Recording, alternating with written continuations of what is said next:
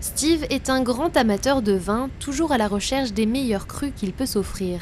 Chaque fois qu'il achète une bouteille, il n'apporte pas sa trouvaille chez lui, mais ici, une cave à vin qu'il loue pour moins de 20 centimes d'euros par bouteille et par mois, qu'il s'agisse de grands crus ou de vins de table ordinaires.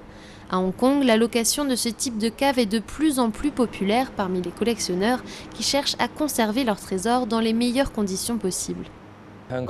Ici, la météo est instable. C'est pour ça que j'ai besoin d'un endroit pour stocker mon vin. Je peux contrôler la température et l'humidité pour préserver sa qualité. Je peux aussi acheter plus de vin pour faire des investissements. L'année dernière, Hong Kong a supplanté New York et Londres comme plus grande plateforme de vente aux enchères de vin au monde, notamment grâce à la hausse de consommation de produits de luxe en Chine. Des centaines de milliers de bouteilles sont vendues ici chaque année, mais toutes ne quittent pas le territoire. Cet homme possède l'une des plus grandes entreprises de stockage de vin à Hong Kong. Il bénéficie largement de ce nouveau marché. Une assez grande partie de nos clients sont de Chine continentale.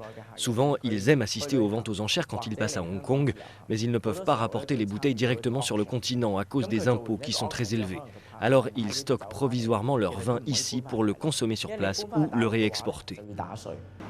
Cet immense entrepôt offre plus de 50 compartiments de stockage, dont chacun peut contenir plusieurs centaines de bouteilles. On y trouve aussi un espace dédié à la dégustation, dans lequel les clients peuvent organiser des réceptions. Des services qui ne sont pas réservés aux acheteurs individuels, les gros commerces, eux aussi, y trouvent un intérêt. Ce type d'établissement leur donne un pied-à-terre dans la région et leur permet de mieux exploiter le marché chinois, devenu vaste et lucratif. Il y a des milliers et des milliers d'entreprises vinicoles qui n'ont jamais mis le pied à Hong Kong ou même en Asie et qui ne connaissent pas le marché chinois. Elles peuvent avoir envie de venir à Hong Kong comme une première étape avant d'aller en Chine. En 2010, les importations de vin à Hong Kong ont pratiquement doublé. Le défi maintenant est de trouver assez d'espace pour stocker toutes ces bouteilles dans une ville qui est déjà bien encombrée.